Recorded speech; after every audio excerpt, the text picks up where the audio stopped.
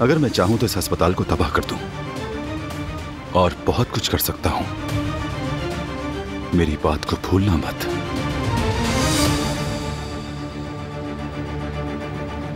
तुम कुछ भी नहीं कर सकते।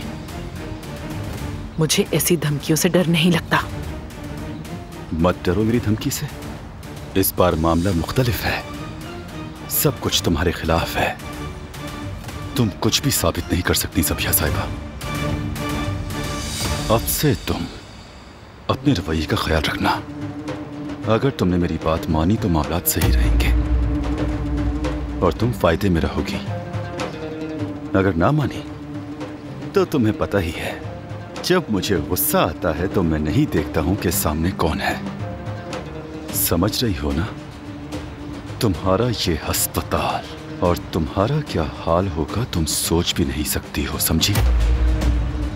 आखिर तुम मुझसे चाहते क्या हो? तुम ये अस्पताल मुझे बेचो। जो कुछ भी तुम्हारे पास है सब मुझे दे दोगी। ये क्या बकवास कर रहे हो? सही सुना ज़बिया साहिबा। अगर तुमने अस्पताल मुझे नहीं बेचा तो तुम्हारी इज्जत में खाक में मिला दूंगा। तुम सिर्फ अपना अस्पताल ही नहीं खोओगी बल्कि तुम लोगों के सामने आने के काबिल ही नहीं रहोगी। याद रखना तुम।